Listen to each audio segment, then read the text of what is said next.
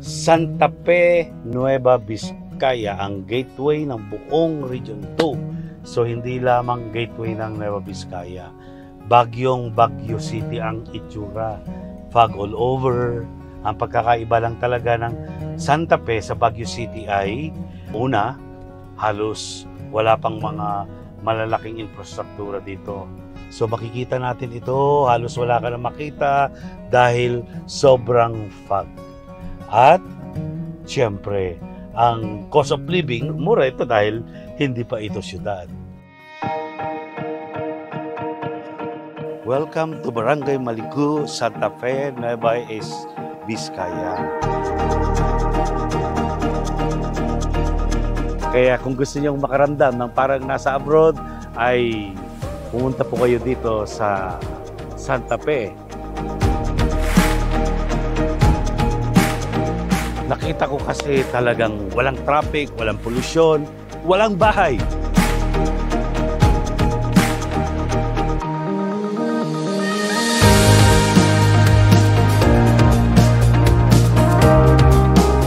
Ito yung isa sa shortcut na gateway ng buong lalawigan ng Nueva Vizcaya. From Pangasinan to Nueva Vizcaya. Ito, Pangasinan na to eh. Ang sabi ni Ma'am Para, ito raw yung Mohon. Mohon ba tawag natin dito yon? At saka yon. So, boundary po, nandito po tayo sa Pangasinan at ito po yung napakagandang lalawigan ng Nueva Vizcaya.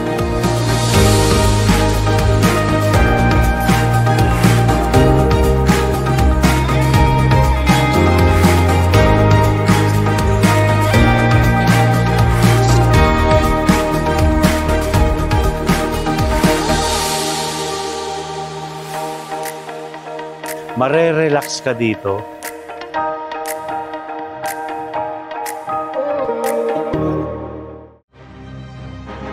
Ano naman ang sekreto ng buong Santa Fe when it comes to public safety and security?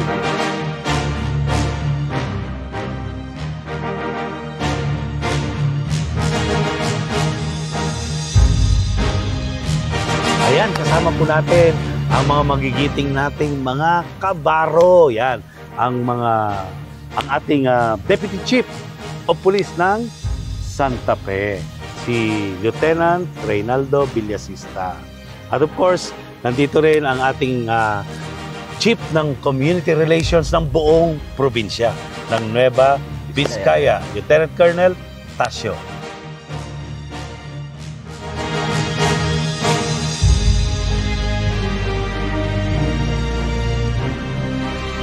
Ano yung may pagmamalaki natin dito sa Santa Fe?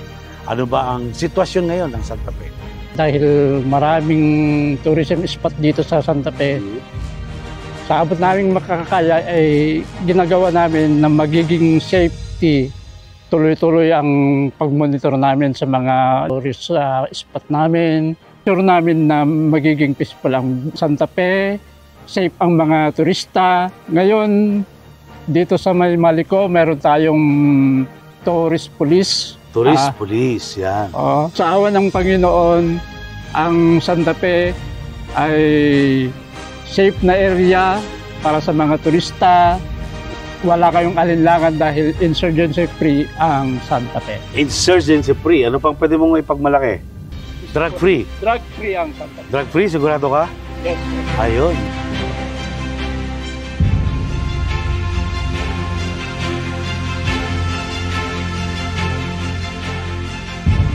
Ayun, maraming salamat, Lieutenant Reynaldo Villasista. No? Ito, tanungin natin ang Chief PCR. Kasi ang ating community relations ay talagang yan yung nakikipag-ugnayan sa ating mga kababayan. Colonel Orlando Tasio, no? Yes, sir. Ang hepe ng community relations. Pag sinabi natin community relations, ito po yung pakikipag-ugnayan natin sa ating mga kababayan. So, anong ginagawa ng kapulisan para magandang ating relationship sa ating mga kababayan para ma-maintain ang public safety and security? Sa ating mga pagkipag-ugnayan ng kapulisan at sa mga barangay, tuloy-tuloy yung suporta ng ating mga community kasi meron tayong mga advocacy support groups kagaya ng ating mga barangay tanods ating kung meron mga security or ating mga barangay officials nakipagtulungan sa atin, mga force multipliers natin. Wonderful Santa Fe! Wonderful Pinas!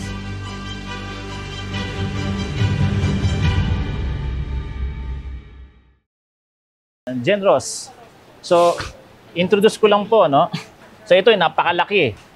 Wala pa ito sa Pilipinas. Ito yung mustasa pizza. Nakatikim ka naman mustasa Parang pizza? healthy to, no? Mustasa. Oo.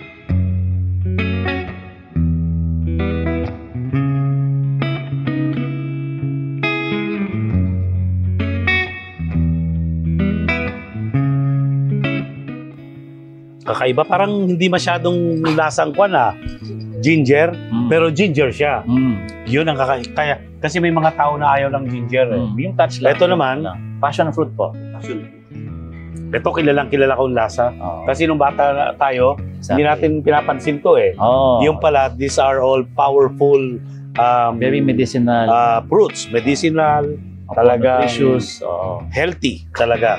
Yan. Ngayon, titikman din po natin ang inyong mga excited ako dito sa papaya Palabok. Opo, yan. Tignan nyo po, hindi po ito noodles, kundi yung ginagawa natin na atsara. Yan, ito yung paborito ko.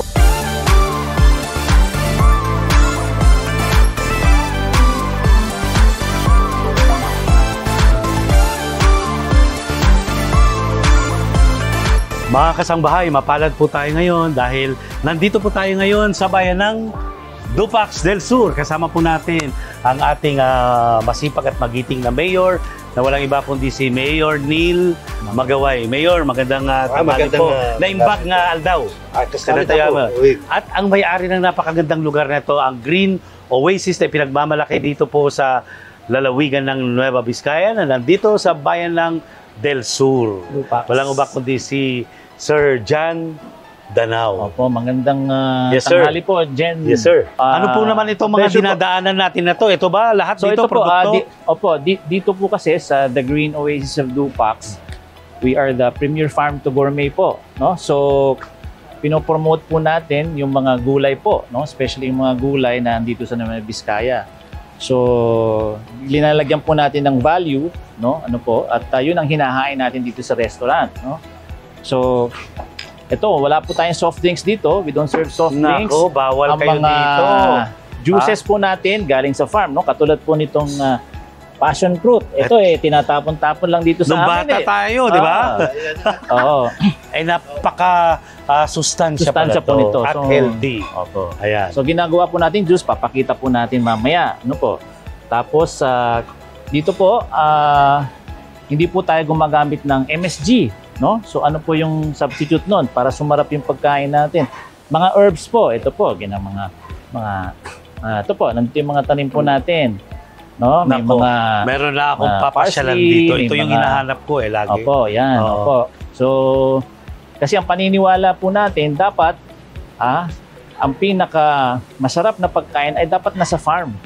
Ang pinaka healthy na ay dapat nasa farm kasi nandito yung mga natin Nandito yung mga local produce natin, mga harvest po natin. Yun po ang advokasya po natin na sana ang mga farmers natin hindi lang sa pagtatanim, kailangan matutunan silang magluto, gawing may value yung kanilang produkto. At saka dapat healthy food, healthy cooking. Opo. Yung po ngayon, mula nung nagka-pandemic, lahat ata tayo ay natuto, di ba? Opo. Na bigyang halaga ang ating wellness at kalusugan. Ayun po. Ayan.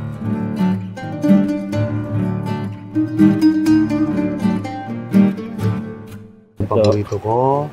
Opo. Yan. Lagyan po natin ng lemon para masarap. Konting lemon, sir. Konting lemon para yan. Okay na. Okay na. Yan. Lasang pasta ba talaga to? Parang kwan din Sweet siya. Di ba? Meron ito Nawala yung pagkalasang papaya. Ito po 'yun. Mga iba ayaw maniwala. Ito po yung raw materials natin, papaya. Naku, maraming gagaya dyan. Oo. Actually, ang naman natin, may promote yung mga mga gulay natin, na gawin nating may value. Yan.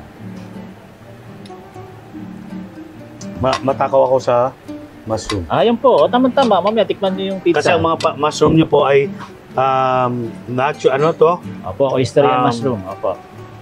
Marami pong nagtatanim ng oyster mushroom. Hindi ito yung mga dito. dilatang mushroom. Ay, hindi. Yan.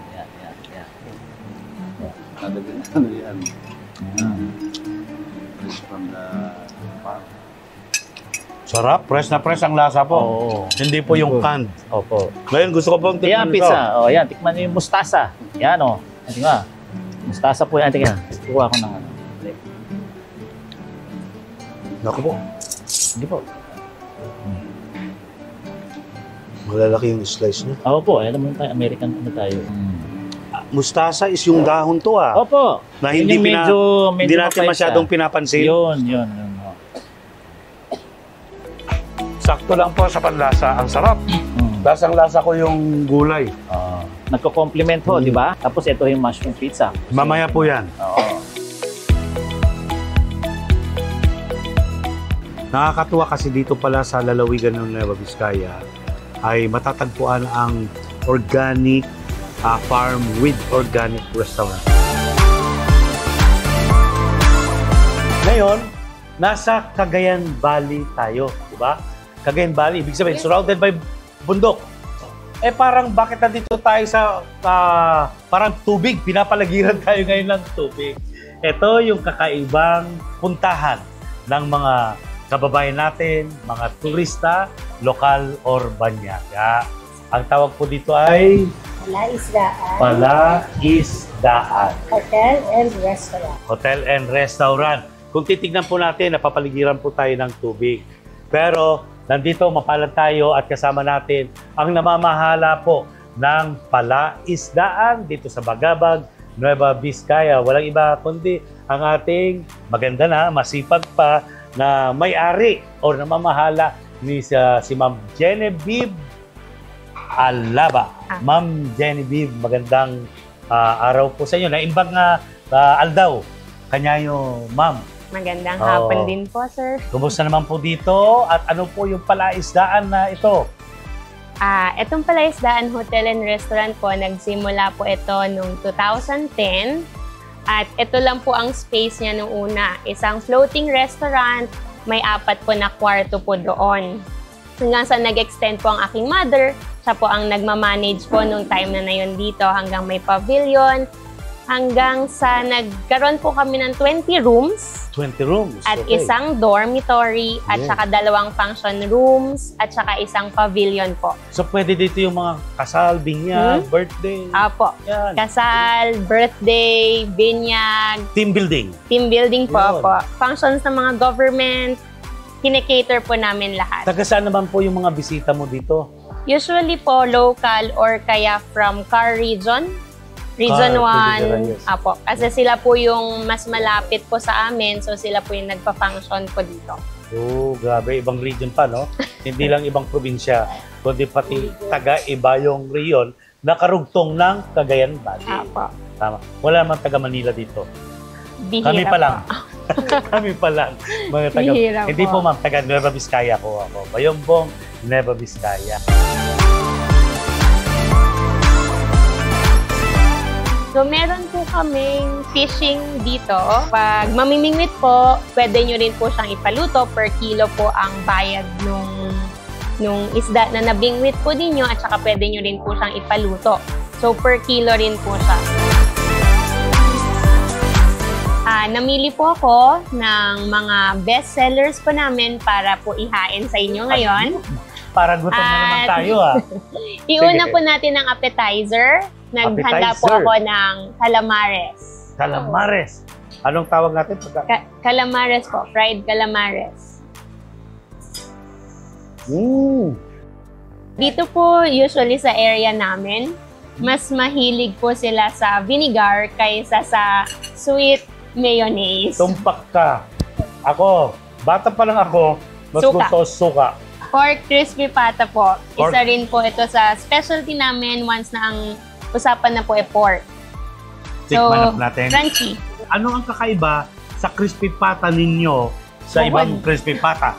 Bukod sa malambot, crunchy, plus yung sausawan po niyang soy sauce, Yun po. Yun ang nag-differentiate sa crispy pata ng palaisdaan. Ano yan? Sikreto ba yung sausawan? Sikretong malupit, sir. Kakaiba. Sikretong Kasi malupit. sabi nyo nga po, pare-pareho lang ang crispy pata, nagkakatalo lang po tayo sa soy sauce. Grabe. It melts in the mouth. Pero sa Biskaya, so far, ito yung natikman ko lang pinakamasarap. Meron ng bulalo. Kung hindi pati rin po sa Tutulungan amin kita. sa bagabag. Sobrang init. Yan. Kasi pag mas mainit, mas Masarap. Ang bulalo po, from scratch namin siya niluluto at hindi po gamit sa LPG, kundi sa mga kahoy. Kahoy. Kasi sabi po nung chef namin, mas masarap daw po ang bulalo pag sa kahoy siya niluluto.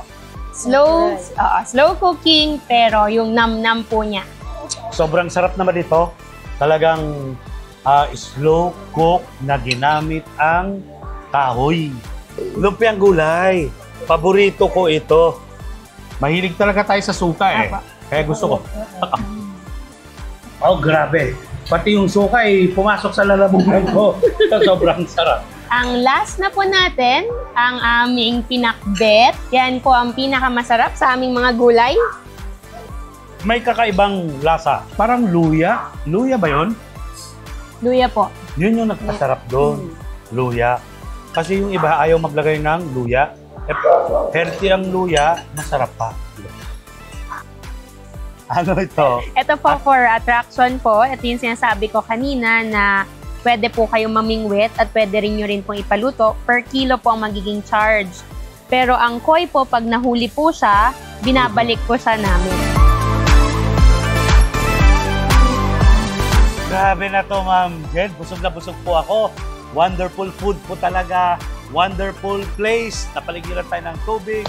Wonderful people around this place. Wonderful Nueva Vizcaya at Wonderful Pinas. Wonderful Pinas.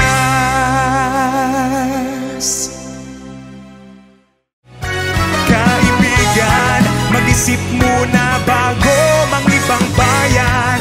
Ito ang iyong lupang sinilangan. Nasapin nyo ang Wonderful Santa Fe.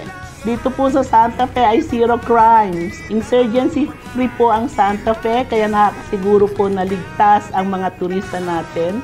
Ligtas ang mga kababayan nating gusto rin namang matikman ang ganda ng nature. Kay gandang pagmasdan, mula sa tao, salita, ugali, taglay ang kabuntihan. Buong mundo humanga sa perlas ng silangan. Kaya huwag maging dayuhan sa sariling bayan. Wonderful Pinas, tahanan ng mga bayani. Naimbag nga aldaw kada tayo amin apo kailyan nga taga Nueva Vizcaya. Kaya nandito po tayo sa napakagandang tanawin ng Santa Fe, Barangay Maliko, Santa Fe, Nueva Vizcaya. At kasama po natin ang ating tourism officer na si Ma'am Farah Dugay. Maganda na imbag nga bigat kada kayo manang. Good morning po, pahad ni agsapa tayon amin. Ayan, napakaganda pala dito sa inyong lugar, ano? Sa ating lugar. Bakit sa ating lugar? Taga dito po kasi ako sa lalawigan ng Nueva Vizcaya. Ayan, Ma'am Farah, no? Talagang ramdam ko yung lamig ngayon. Actually, ito pong area na to is camping grounds din Glamping. po. Opo, O, glamping yeah. actually. Na pwede na nating magamit para po doon sa mga hindi makaka-afford or yung mas gusto nilang magtipid ng konti and mas ma-enjoy po nila yung kalikasan natin.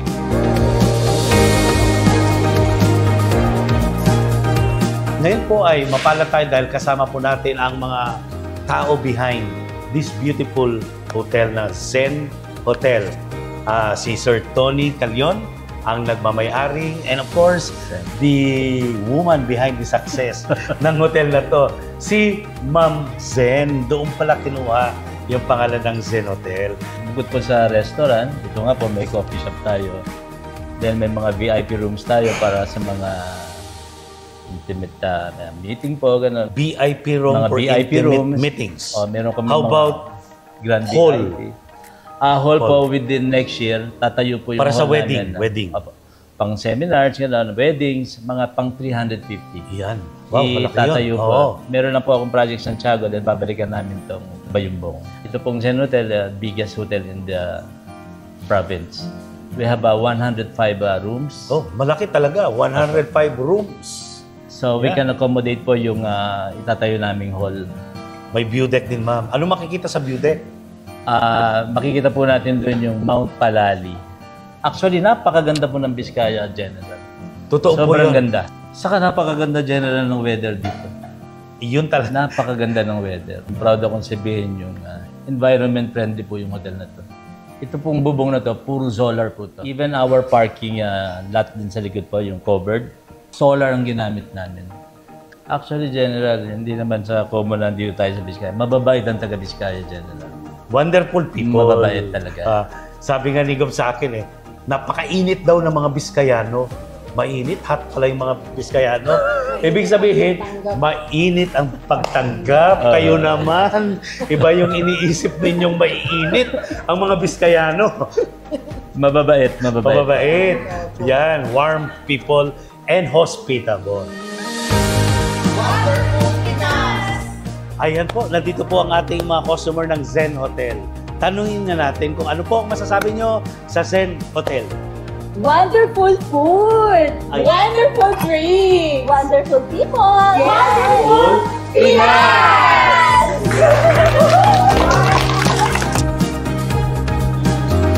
Hindi lang po malamig ang tiba rito, very conducive. Mga tao rito hot, mainit sa pagtanggap.